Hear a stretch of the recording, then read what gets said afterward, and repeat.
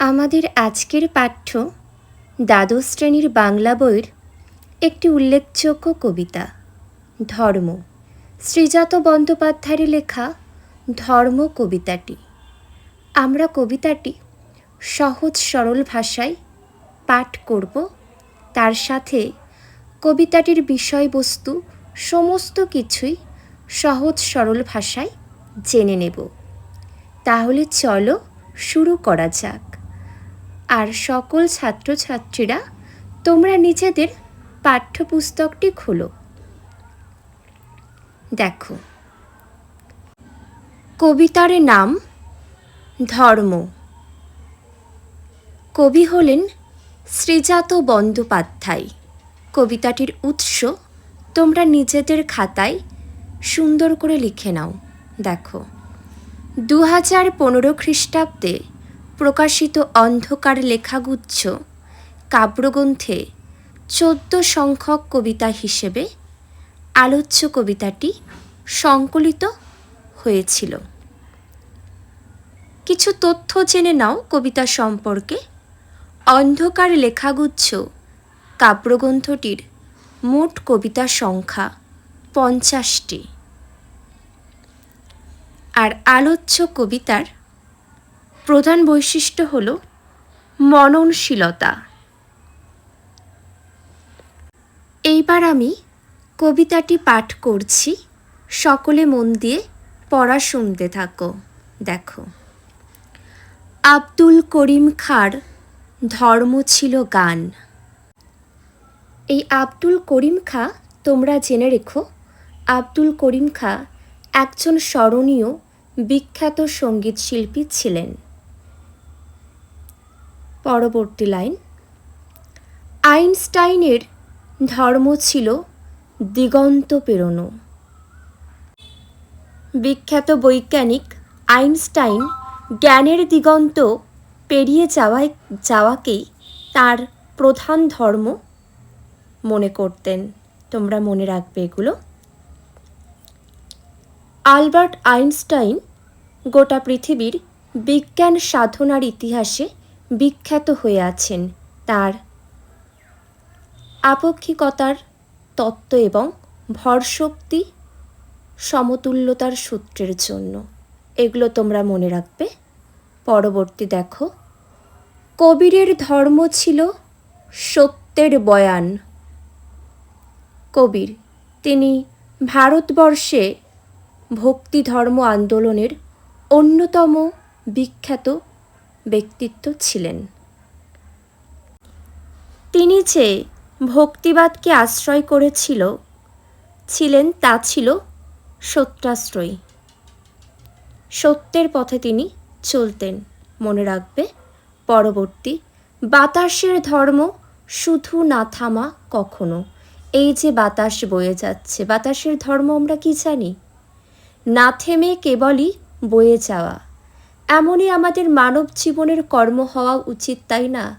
আমরা সদা কর্মে রত থাকব, ভালো কাজ করব, নিজেদের যেগুলো ভালো লাগে। কেউ গান করতে ভালোবাসে, কেউ কবিতা লিখতে ভালোবাসে। কবিতার মধ্য দিয়ে কবি বোঝাতে চেয়েছেন ভালো কাজই হোক আমাদের জীবনের প্রকৃত ধর্ম। দেখো, পরবর্তী লাইন, ভ্যান গখের ধর্ম ছিল উন্মাদনা, আঁকা। ভ্যান গখ তার আঁকাকেই কর্ম এবং ধর্ম মনে করেছিলেন, তা নিয়েই তিনি উন্মাদ ছিলেন। পরবর্তী দেখো, গার্সিয়া লোরকার ধর্ম কবিতার জিত। স্পেনের কবি লোরকা কবিতাকে করেছিলেন বিপ্লবের অস্ত্র। এভাবেই কবিতার জয় খুঁজেছিলেন তিনি। পরবর্তী দেখো, লেনিনের ধর্ম ছিল নতুন পতাকা। আমরা আলোচ্য কবিতা থেকে কি জানতে পারছি? রাশিয়ার বিপ্লবের কাণ্ডারি লেনিন ওড়াতে চেয়েছিলেন নতুন পতাকা। এই বিপ্লবের পতাকা ওড়ানোই ছিল তার ধর্ম। পরবর্তী লাইন, আগুনের ধর্ম আজও ভস্মের চরিত। আগুন যেমন সব কিছু পুড়িয়ে নতুনের জমি প্রস্তুত করে, ঠিক সেরকমই ওরাও পৃথিবীতে জীর্ণ ব্যবস্থার অবসানে নতুন দিন নিয়ে আসাকেই নিজেদের ধর্ম বলে মনে করেছিলেন। পরবর্তী দেখে নাও, এত এত ধর্ম কিন্তু একই গ্রহে থাকে, এ ওকে সে তাকে আরও জায়গা করে দেয়। তবে কেন অন্য পথ ভাবাই তোমাকে, তোমার ধর্মের পথে কেন অপব্যয়? এই লাইনগুলো খুবই গুরুত্বপূর্ণ, গভীর তাৎপর্য বহন করে, যা আমাদের সত্যি মন ছুঁয়ে যায়। এর অর্থ বোঝানো হয়েছে, কেউ গান করেন, কেউ বিজ্ঞানের সাধক, কেউ বা ছবি আঁকেন, কেউ কবিতা লেখেন, আবার কেউ বা বিপ্লবের পথে দিন বদলের স্বপ্ন দেখেন। আপাততভাবে তাদের সবার দেখো ধর্ম আলাদা, কারণ কেউ ছবি আঁকছে, কেউ গান করছে, তাই না? কিন্তু তাদের সাধনা প্রেক্ষাপট অভিন্ন। অভিন্ন হলেও তাদের মধ্যে একটা সুন্দর শৃঙ্খল রয়েছে, সৃজনশীলতার পরিচয় বহন করে। তাদের মধ্যে কোনো সংঘাত নেই, কিন্তু কিছু মানুষ এই হৃদয়মুখী ধর্ম থেকে সরে গিয়ে প্রাতিষ্ঠানিক ধর্মের কাছে নিজেদের আত্মসমর্পণ করে। তখন শ্রেষ্ঠত্বের প্রশ্ন বড় হয়ে ওঠে, কে বড়? ফলে হানাহানি, রক্তাক্ততা, আর তার মধ্যে দিয়ে মানবতার অপচয় ঘটে।